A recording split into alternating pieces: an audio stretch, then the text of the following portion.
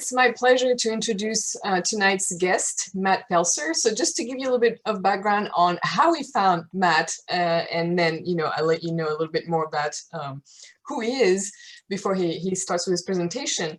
So if you guys remember way back before just on the cusp of COVID, Ethan and I were thinking of starting an oral history project with some of our more veteran cavers. And we got down to one interview. And then that weekend, we're supposed to interview a second person. And Ethan and I were like, should we do it? It doesn't seem wise. So we didn't. And I know that one thing that was on our mind was production quality. And I remember having a conversation with Ethan about that. I didn't want neither of us really wanted something, that sounds grainy and that no one's really going to enjoy listening to or watching. And he said, well, have you listened to the Caving podcast? No, I replied. And then I listened to my first episode, and then another and another and another. And the production quality is so good because Matt Pelsor works in radio and has worked in radio for the past 20 years. Is that it? A little more than that, Matt? You'll confirm once you get in the thick of it. So Matt is a caver from the Central Indiana Grotto. He started caving in 2010. And he started his caving podcast in 2016. I'm guessing you had the sort of same curiosity where you went online and maybe there was not much or nothing and you decided to start your own podcast about cave and cavers. Most of your podcasts, as far as I can tell, most of the episodes are about someone and their career as caving, but there are also podcasts that are more about a specific cave. So please welcome Matt Pelsor for tonight's help me. I run out. Tonight's presentation. Thank you, Matt.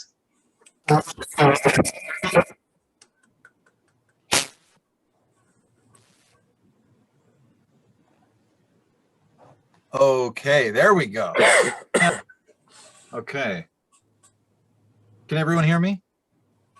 Yes. Okay, gotcha. Thank you. Sorry, I was having some trouble technically, and it's kind of important that I get this thing to work because otherwise I might have to put the microphone up to the speaker or something, and I don't want to do that. But thank you so much for that wonderful introduction. I've not had an introduction quite like that on any of the Grotto meetings that I've done thus far.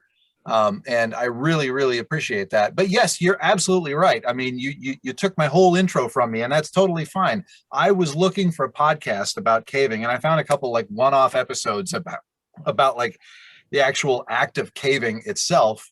And there weren't really any, like you said, oral histories or anything like that from cavers or stories from cavers. It's just kind of like, hey, we tried caving once and here's what it was like, and it was crazy because they're all first timers. And I wanted to really find something that was about like sort of by cavers for cavers, and I couldn't find it. And at that time I'd only been caving for about 6 years, and so I didn't really feel worthy of doing it. But I thought, well, I've got this background in radio, and you are right, I'm in my 21st year of radio this year, and I just started a new job, kind of a dream job. I've been lucky. Almost every job I've had in radio has been a dream job.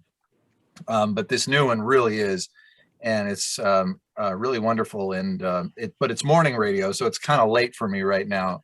But I am happy to be here and happy to do a Grotto presentation on the Caving podcast. But that is all. Let me switch over. First of all, I am delighted to see so many familiar names. Thank you for the screen sharing. I actually won't need the screen sharing because all I'm doing is audio, but I need to make sure that this works. It's great to see so many familiar names. Crash Kennedy. I've been caving a lot with Dean Wiseman, and actually I think I went caving with your niece once. I think she was around. Anyway, great to Tori. Was it Tori? Tori, yeah, that was it. Yeah, it was a while back. Gosh, I can't even remember where or when or why, but I remember she mentioned you, and Dean's talked about you a lot. So let me see if I can get this to work here. Okay. Okay, it looks like you can hear me now. Did the audio seem to change a little bit? Tell me if you can hear this song. Yes. Great. Okay, it's all working fine. Am I distorting or anything like that? No, you sound just like yourself, which is kind of a trip. Right on. Okay, so as I said, I wanted to start this podcast because I wanted to gather these stories, because there's nothing better than kind of taking a break in a passage, and especially if you're going caving with someone who's been doing it for a long time and they'll sit and talk.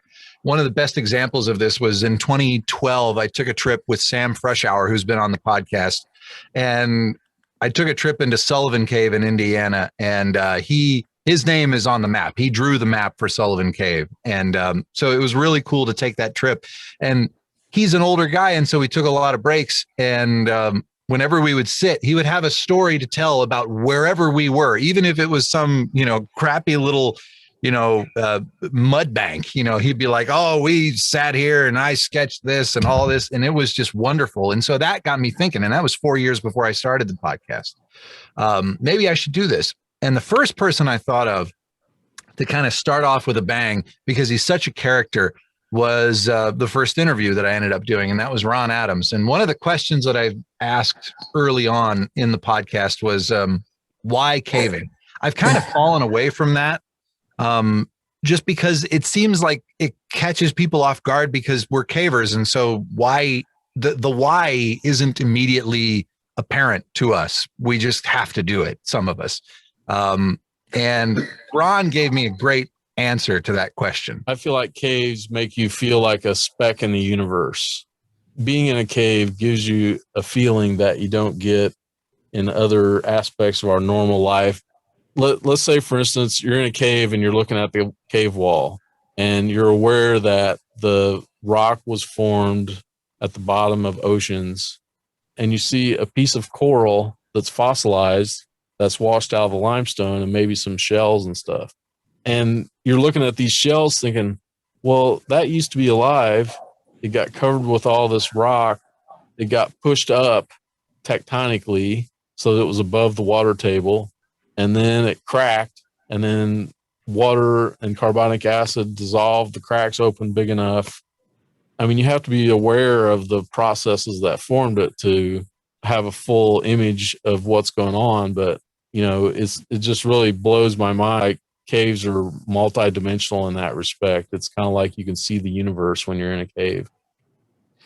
Ron has been caving in Indiana for a long, long time, and he's kind of been doing it with a kind of a ragtag bunch, and they just have ridge walked a lot of the Harrison Crawford State Forest in Indiana, which is now closed to caving because of white nose syndrome. But he still goes out there and looks for holes and just marks them on the GPS with a crew. I've been out there once with him, and it is great fun. And I knew that I wanted to talk to him. One of the people that he used to cave with a lot is named Glen Lemasters. And I believe he was on these trips that surveyed Easter Pit, and several of them, him and Danny Dybel and that whole crew. And when I interviewed Glen Lemasters, who wrote an article in the 2007 guidebook, 2007 was, of course, in Indiana. Glen Lemasters wrote an article about connecting Easter Pit to a very famous cave in Indiana called Wyandotte Cave. It is a cave that is owned and managed by the state, and it was closed for a long time for white nose and a few other reasons. But it was a show cave run by the state. And Easter Pit was found near Wyandotte, and they eventually connected Easter Pit to Wyandotte and kind of kept it a secret for over a decade. And here's Glen Lemasters, who wrote the article in the 2007 guidebook talking about that. I know when we made it into there, we knew where we were at. Yeah. And we had to be careful because we didn't want to get caught. Yeah. But I remember going to the gate, and it was locked. It was probably 3 a.m. when we got there. Ted and Danny was with me, and Joe, and we just sat there and giggled. We did. There was a lot of trips after that. Yeah. A lot of. And I have to give Dibble most of that credit for finding. Danny Dibble. And Easter Pit was unbelievable find. Yeah. And probably the best I've ever had an opportunity to be in. It was really cool to talk to Glen because that's one of my favorite things. I like to read, Deep Secrets. I like to read, I've read a few other, caving books, and I like to read just trip reports and guidebooks and things like that. And that's one of my favorite, like, sit and read it over and over again kind of stories, the story of connecting Easter Pit to Wyandotte, because it's such a significant cave in Indiana. In 2016, let me see, there's some chat going on. Oh, okay. Cave giggling. It was late 2016. There was a rescue in Indiana. The crew that surveys, that was at that time surveying the longest cave in Indiana, Binkley, which it's still the longest cave in Indiana and growing. They were going to go in and do some survey, and weather looked great, but it turned on them. It turned on them with a surprise rain event, and they were trapped in there for almost 48 hours. And Laura Demarest was on that trip, and she talked about it in her interview. There was a crawl before that, and I was familiar with everything up to this crawl. I had never been beyond that. And I was, kind of helping some new folks out. And there was a little bathtub kind of up there. And I went up through it and, had my ear in the water. And it was pretty small. And other people had gone way up ahead and kind of out of earshot. And we were just kind of working our way through there. And I remember Trey, he kind of said, "Hey, this water looks foamy." So I was like, all right. And he's like, "Guys, I don't like this." And he had like an eye underwater. And I was like, "Get out. We're getting out. We're getting out now." I could see the water starting to back up towards me in this dry gravel area of the crawl, but it was low and wide, and I could hear the current starting to pick up. It was that fast. It happened in a blink of an eye. They had to use Palmer furnaces. They had to ration their food. It was obviously a good outcome. Everybody was fine. And one of the bits of food that they rationed was this summer sausage that Trey, one of the guys, brought. And they wrote to the company that makes this summer sausage about how it kind of was a real morale booster because it was the most delicious thing that they had left to share. And they ended up sending them a case of this summer sausage for all of them to share, which was really, really cool. Laura's episode was great, and it was very long because she is a talker, and that's what interviewers like. Let's see. By the way, I'm going to try to be mindful of your time tonight. I am going to try to make sure not to go too late. I've done an hour on this presentation before, but I think I might just be good for maybe a total of 45 minutes or so tonight before I have to go to bed. But so let me skip around here a little bit. Oh, here we go. Oh, when I first started doing this podcast, I kind of made this list in my head of dream guests. And there were a lot of people on it. There are a lot of people still on it, but near the top was Pat Cambyses. I've read Deep Secrets, the Lechuguilla book, twice. And she, of course, is a co-author on that.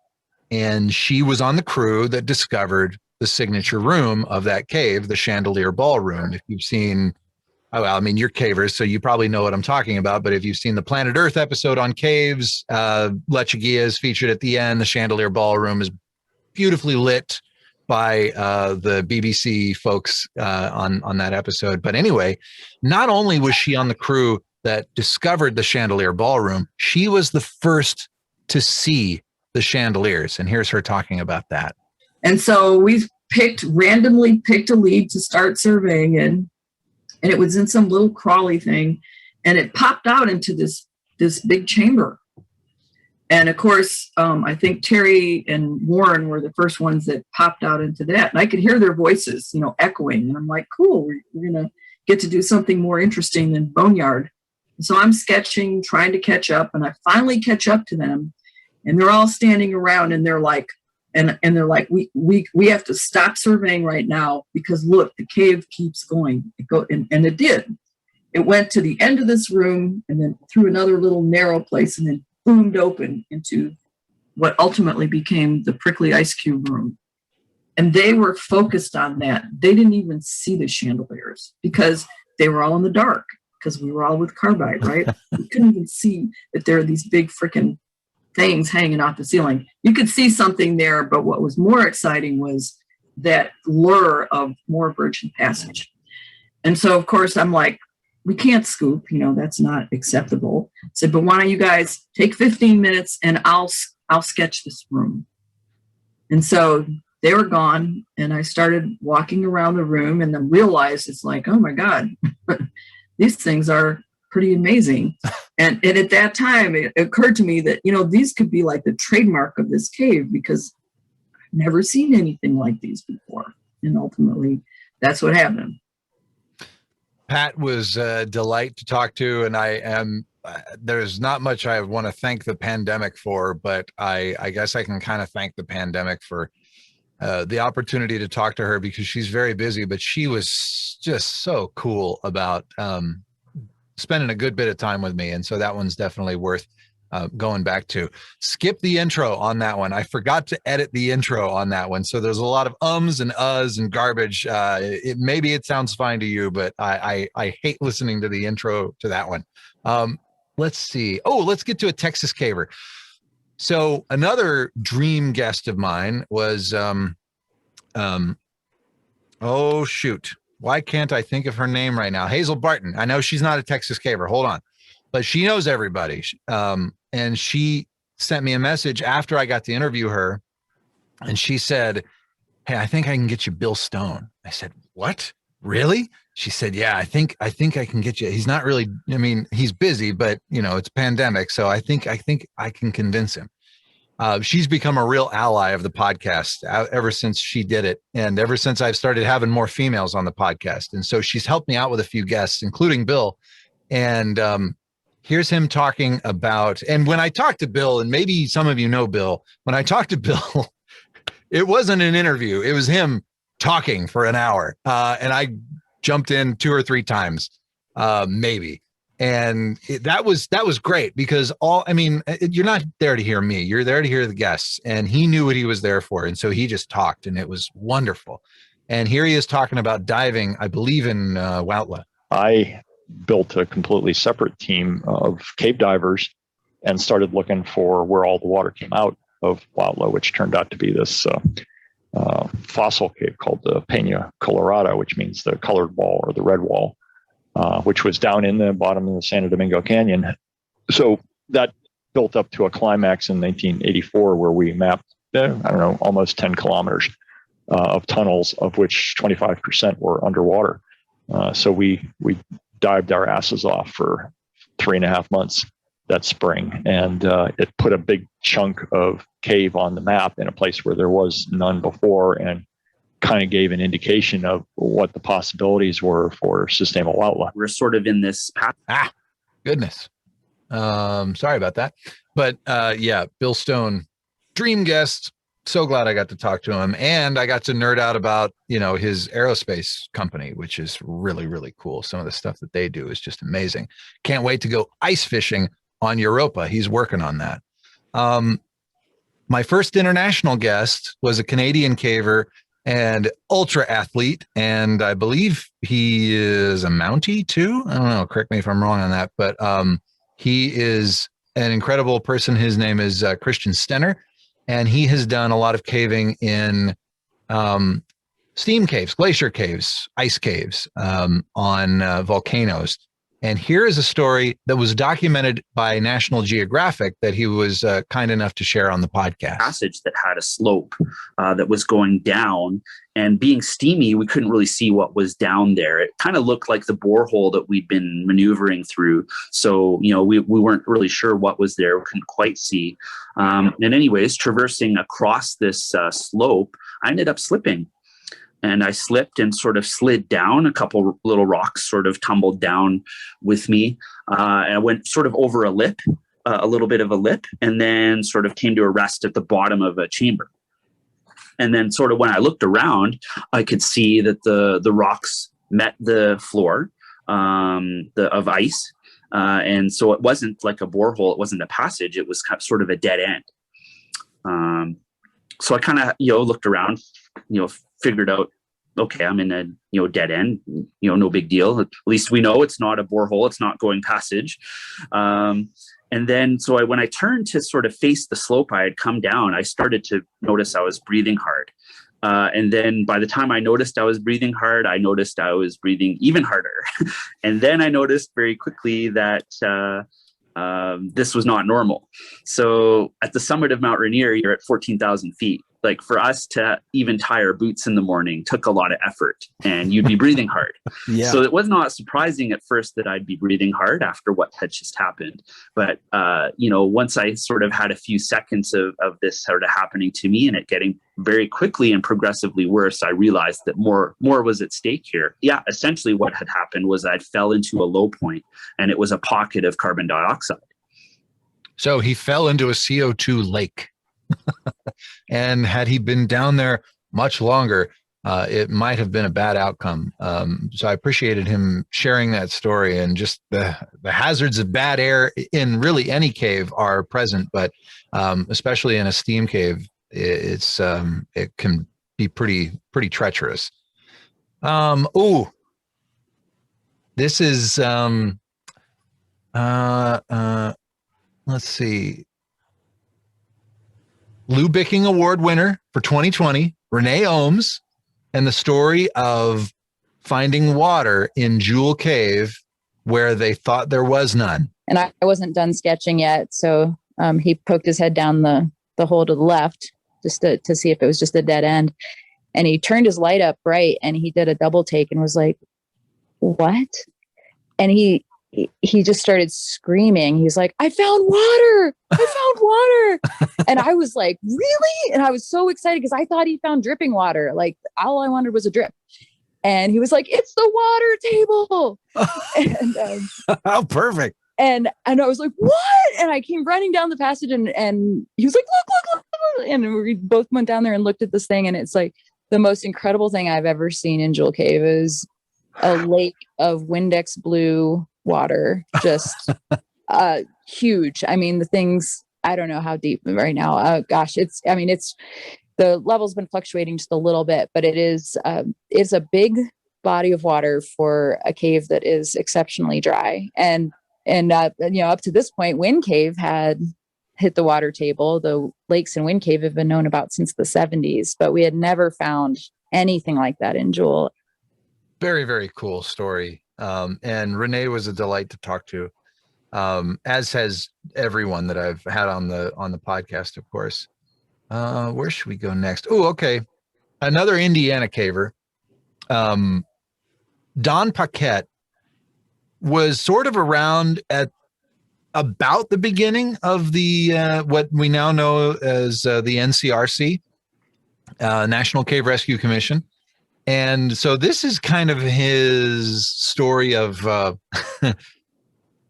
first getting involved with the NCRC. I was still thinking about, preparedness and what are we going to do if, we got somebody that we need to put in a stretcher and haul them out of Wayne's or something like that, or back part of Sullivan's, but they couldn't really generate any interest in it. And Dan gave a paper at the convention on the NCRC, and I went to it. But after his paper, I went up to him and I said, "I'm very interested in, what you're doing here." I said, "Who is your Central Region coordinator? Because I would like to meet him." He said, "Where do you live?" And I said, "Bloomington, Indiana." He smiled and he said, "You are." That's one of those turning points of life. And so that's how I got involved with NCRC.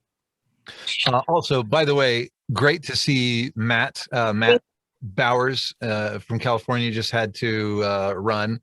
Matt has been hooking me up with California cavers to be guests up until the California convention.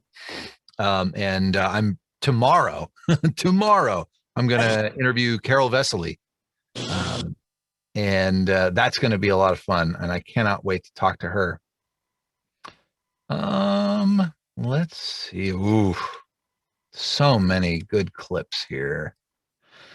So Hazel Barton, I mentioned Hazel Barton earlier. She was a dream guest from the beginning, and I believe I was about a year in to doing the podcast when I finally worked up the courage to find her on Facebook and send her a message after Dean Wiseman, who I've also mentioned tonight, kind of convinced me to do so because he knows her. He said he'd put in a good word. And then I think it was 2 years later. I mean, she wrote back right away and said, all right, I'll think about it. She hadn't listened to the podcast yet because I hadn't really had, I had maybe 10 episodes by that point. And so after a couple of years and a few more interviews and the fact that I kept going, she finally messaged me and she said, all right, I love the podcast. I'll do it, but you got to talk to more female cavers. And it was funny because I had just talked to Ellen Whittle from, I believe, Rocky Mountain Grotto. It doesn't matter. Up in the northwest. So she had hooked me up with a few prominent female cavers, including Renee Ohms, Johanna Kovarik, several others. And Hazel came at me just at the time when I was setting up all those interviews. And I said, you know what? I just booked all these. She said, great, let's do it. And so when she came on, she talked a lot about her work in Lechuguilla, her scientific work. She's done a lot of survey work in Lechuguilla, of course, but she's done a lot of scientific research in Lechuguilla, including discovering a novel antibiotic. We think from the work we've done in Lech, we understand how antibiotics evolve. And the next step in the evolutionary process is the development of resistance. And then if you take that one step further, you have something that kills that resistance. And so that's what we're looking for now. We call them adjuvants or resistance breakers. So we've actually shifted gears and we're looking specifically for things that break resistance. So if you imagine, oh God, I'm trying to think of a good analogy here. It's Game of Thrones analogy, right? Somebody's coming at you with a sword, which is the antibiotic, and you put up your shield, then the sword bounces off your shield and you're antibiotic resistance. Well, what if when that person puts up that shield, you have like a small explosive device that you slap on the front of the shield that blows the shield to pieces right before you swing the sword at them. And then they're toast. And so that's what we're looking for, those resistance breakers, those little things that we can break the shield with. And there's some precedent for it. There's if anyone's ever taken Augmentin is penicillin with one of these resistance breakers that we call clavulanic acid. So that's what we're looking for. That's our new screen right now. And it's pretty cutting edge. There's not a lot of labs doing this. And we think caves like Lechuguilla are just packed with these things. Great to talk to Hazel. Hers is definitely one worth going back and checking out. Another cave media person that has done an awful lot more caving than me and far more serious caving and has been at it for a lot longer than I have is Derek Bristol. You may be familiar with him from his YouTube channel, which is incredible. He's done some really cool stuff. He's filmed in Lechuguilla and a number of other caves. And he has gotten the opportunity to survey in Carlsbad Cavern, the main cave there. And here's him talking about that. I asked about Carlsbad many years ago, and I was told, it's, millions of people go there on tours, and it's been sort of pushed and explored and mapped and remapped so many times that there's nothing left to be found there. And I found that to be completely false. I think there's a lot of potential still in Carlsbad Cavern, and it's one of the things that I want to spend more and more time working on. And I've had pretty good success. We've had a number of expeditions there. I've been working in an area called the Guadalupe Room for several years now, and then more recently, areas called the New Mexico Room and Chocolate High. And we're finding new, including, Big Walking Passage right there in Carlsbad Cavern on a pretty regular basis. Amazing. A cave that's been known for over a century, and they're finding new stuff and is a national park, for heaven's sake. very, very cool. And Derek talked about all kinds of stuff. He's an incredible explorer. Adam Weaver. Derek has also, by the way, explored in Fort Stanton Cave. And so has Adam Weaver, who is another caver from the southwestern corner of South Dakota. And he's been all over the place. But here is Adam talking about a marathon survey trip in Fort Stanton Cave. What our team did, and this has been a long-term project Garrett Jorgensen's been working on, is mapping that upper level really big passage. And so, we went through the historic section, which is about a mile of cave, and then about a third of the way south down Snow River itself, and then up into that upper level passage. And so it's pretty big, nice cave. We found this passage that we called the perfect passage because it was 15 by 15 and with a soft dirt, smooth floor with no rocks in it. No wonder you bagged so much. And it was like that for 3,000 feet straight. We're taking 220-foot shots. So almost 2.4 miles in what? You said like a 36-hour trip? Yeah, we're in the cave for 36 hours. Yeah. Good grief. We did the first 10,100 feet before we slept. So we did like a short little 4-hour nap in there. And so we did 10,100 feet. And when we got up after the nap, though, we were kind of like, I don't know. We want to map more. Is it needed? But you did. We did. Yeah, we have some more. But you lunatics. Yeah. Adam was a lot of fun. He was very eager to talk on the podcast. He was a fan and emailed me, and of course he also imports scurrion, and he is just he's been everywhere, done everything, and he's not stopping anytime soon. That's for sure. Ooh, another Texas caver, Gary Schindler. This is kind of a long clip, so I hope you'll bear with it. And I'm getting to the funny stuff, and there's only a couple funny things before we wrap up. But I figured I'd play Gary's clip for you. I don't always play this one when I do these presentations because this is kind of a long clip, but it's a really fun story of him making the Roppel connection on a recreationally making the Roppel connection on a work trip and then being reprimanded for it later. We got permission to enter through, I think it was the Morrison's entrance. We rappelled down. That was had been tied into the system a couple years before, and did a couple hours worth of caving to get back to where the Doyle Valley entrance is now. And we got to the bottom of the entrance, and Jim was up top, and he lowered down a bag, and we put the broken parts of the drill bit in the bag, and he pulled it up.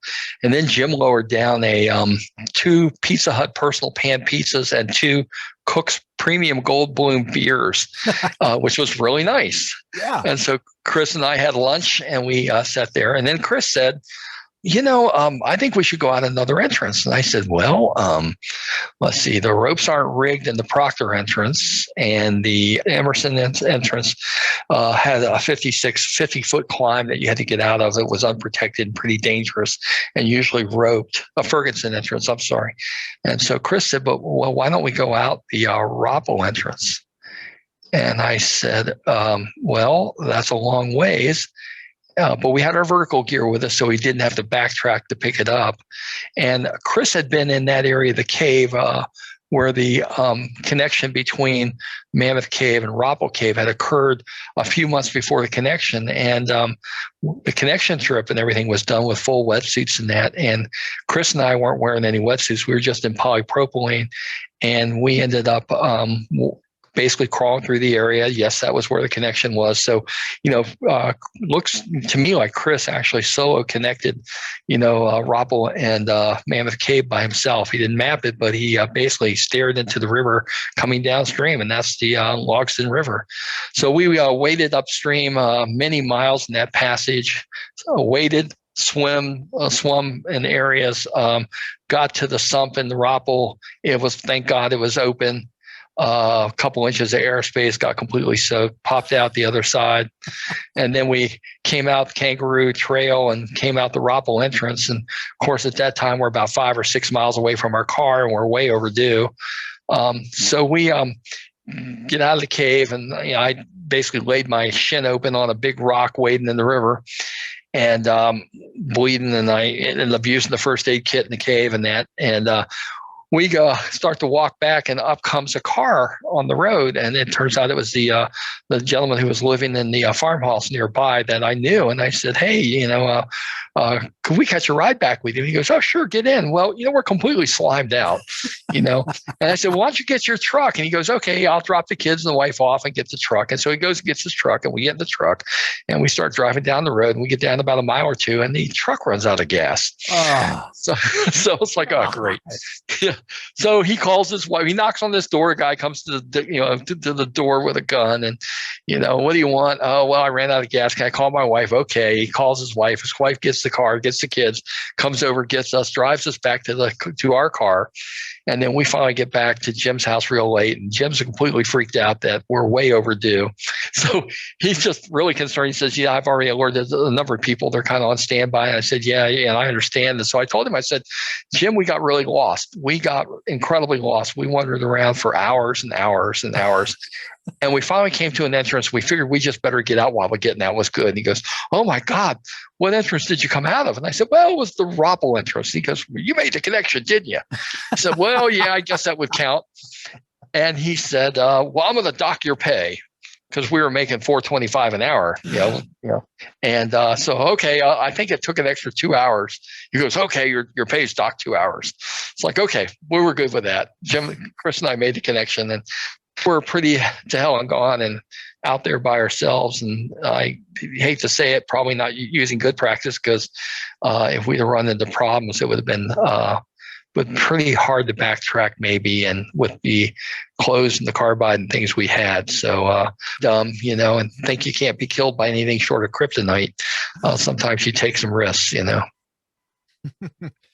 Long clip, but I appreciate you bearing with that. A really fun story from NSS or former NSS president Gary Schindler.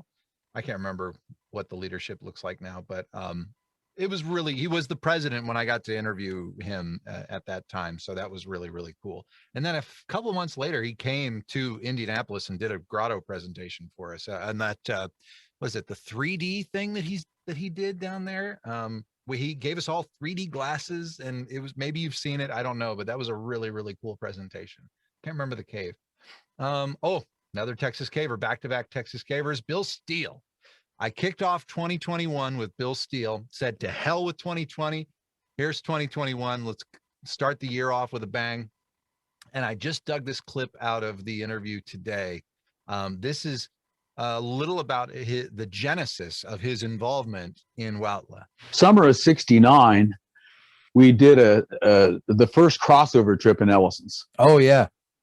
Because we'd done Incredible in May, and then 4th of July week, we did the first crossover. And the other group or the other team that went in fantastic that side and out Incredible, we went in Incredible and out fantastic. And we saw them in the cave. The other team was from Canada, and they were actually British cavers who had been enticed to come study under Derek Ford at McMaster's University. So they were advanced cavers. They were wetsuit cavers. They were vertical cavers. They were geologists. They were some well-known cavers in England that relocated to Canada. And we camped with them, talked to them, and they had been to Wyandotte. They'd been to Wyandotte in '68, a few months, I guess the year prior to that, and Schreiber had been with them. So Schreiber was the first one that told me about Wyandotte when I first met him. But I wasn't thinking Mexico. I mean, I was just starting to go to TAG. Mexico seemed like, another country, an awful long way away. But yet I knew about Golondrinas because Golondrinas was found in '67, and I wanted to go to that. And some of those Bloomington guys did it. 3 months after I moved to Bloomington, Bassett and Petronoff and Bernie Jackson and a couple others went from Bloomington all the way to Golondrinas and did it. So then the Canadians invited me to go to Watlow with them when they went in '69 at Christmas.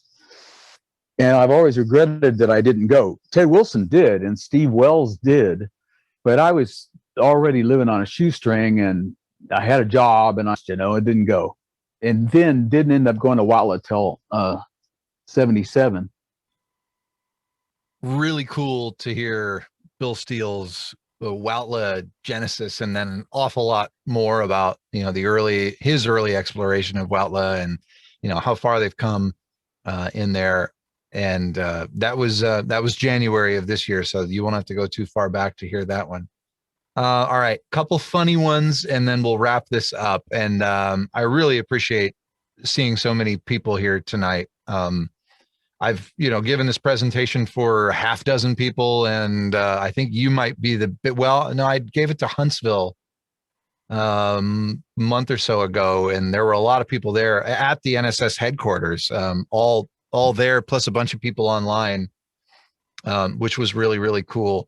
But you Texas cavers, you showed up for this, and I appreciate that. So there is a story that is infamous in Indiana caving, that a lot of people like to go around the campfire with. And actually, a caver you heard from earlier, Laura Demarest, shared this story on the podcast in her episode. And Dave Everton, who the story revolves around, came on the podcast to tell a bunch of his stories and to set the record straight on the legend of the cow. So the cow ends up in the cave, right?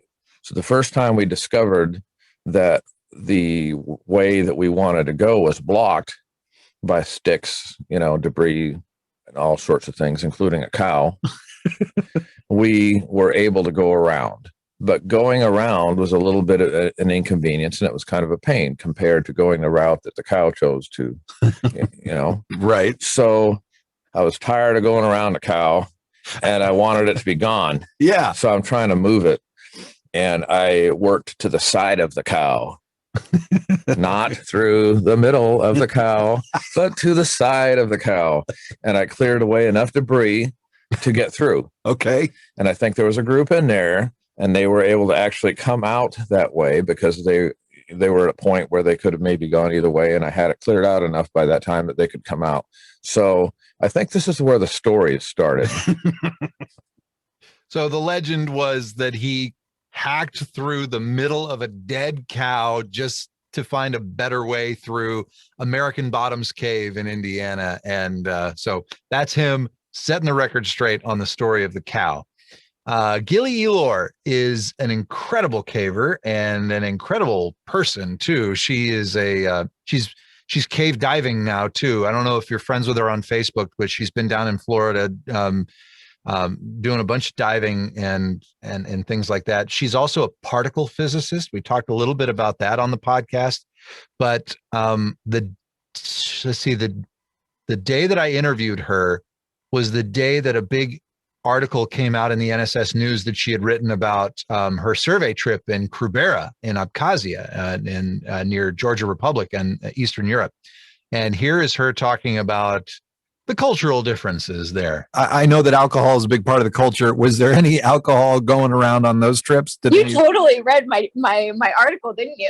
Oh, of course. Oh, absolutely. I did. Every word. I was supposed to be working at the time, but I couldn't put it down. No, you're yeah. So we had like I remember what it was. It was like half a liter of vodka for every 2 days for 5 people. And we would have vodka every single night before dinner and sometimes after dinner as well. And actually, arguably the reason why we didn't go to game over just to say we went there was because on the night before we would have had time to do it. We had some more Russians come into the cave with like a lot more alcohol, and people just stayed up late socializing and slept in the next day. And then we were like, well, I guess we missed our window to do a tourist trip to game over, but we were also kind of like, well, it was just a tourist trip anyway, so that's fine. So she missed a chance to get to what was at that time the deepest point in the deepest cave in the world because she was hungover. with the rest of the Russians. So fun story from Gilly. And someone just clarified, Kara just clarified that she's diving down in Mexico right now, cave diving. She can do it all. One, I am thankful for all of the interviews that I've gotten for the podcast, but the one I'm perhaps most thankful for is with Dick Blends, because Dick Blends is no longer with us. He died on my birthday in 2018, about a year after I got to interview him. I interviewed him about 2 weeks before my first child was born, knowing that my ability to interview, to go somewhere and interview someone who was getting older, who couldn't maybe come to my house, or who maybe didn't really know how to use the technology to be able to do this the way we're doing things right now. And I just knew, I didn't think that his time was running out or anything, but he was just he's such a character in Indiana, and such a prominent figure in caving, throughout the United States, but especially here in Indiana. He, of course, bought the Buckner Cave property back in the early 60s and hosted the Speleo spot there at Buckner. And so many people, including Bill Steele and a bunch of other legendary cavers, got their start there at the Speleo spot near Buckner. And so Dick Blends and I talked for 3 hours one Tuesday morning in May in 2017. And when I got to the question that I kind of started off with, why caving, he gave me a great answer. You go into a cave and you suddenly feel very comfortable. You have to have that peculiar mental characteristic, I guess. I don't know what it is. I think it's just something that somehow is built into your makeup. Caving is a cheap way of having a lot of fun. It sure is. And it's great as long as you don't mind getting dirty. Dick Blends, like I said, passed away on my birthday in 2018. And that day I posted his entire interview. I originally posted his interview as a 2-parter. I wanted to get 2 months worth out of him, because at that time it was kind of hard for me to find guests. But when he passed away, I posted his entire interview, so you can find that without much trouble.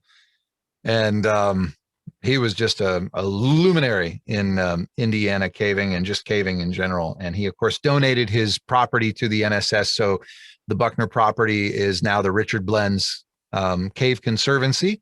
And you can go there and you can get permission to go in, and Sam Freshour and Anmar Mirza and a bunch of other well-known cavers in Indiana and elsewhere are part of managing that property. And so if you ever want to come to Indiana, you can hit them up and visit Buckner. Wow, I've gone a little over.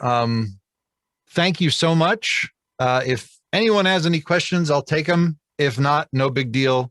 But I really, really appreciate being asked to do this. Doing these grotto presentations with this little podcast that I've started to do has really been a highlight. I mean, as if doing the podcast wasn't a highlight enough, to be asked to come and present, even though I've never set foot in 1 inch of Virgin Cave in my entire life. I do love talking to cavers, and I love sharing stories around the campfire. And that's all I wanted to do with this podcast. And I'm so glad that it's found the audience that it has. So I really appreciate it. Thank you very much. Thank you, Matt. Will you plug the podcast? Tell us how we find it. Yes, indeed. So you can find it wherever I shouldn't say wherever you get podcasts, because I'm sure that there are a few platforms that I'm missing. But if you are an iPhone user, you can find it with the podcast app. You can find it via Spotify. I believe you can still find it on Google Play. But really, if you can't find it, all you need to do is Google Caving Podcast or The Caving Podcast. And Kara, thank you. You just the other Kara just put a link up cavingpodcast.podomatic.com. That's the host service that I use to put it up. But yeah, just Google the Caving Podcast and you should be able to find it, no problem. I'd hate for you to have to, listen to it on a browser. They're really good for, caving road trips. But I think you can listen via Podomatic on your phone as well. So you can check that out. Thank you for that. And new episodes come out on the 1st of every month, except for the beginning of this year when Bill Steele came out on January the 2nd, because, it was New Year's and, you know how that goes. Also on Overcast. Well, there you go. I didn't even know that. Podomatic's pretty good about posting across many platforms. I don't think all platforms, but several of the platforms. So I think it's pretty much wherever you get podcasts. Anybody else? You're very welcome, Kara. Thank you.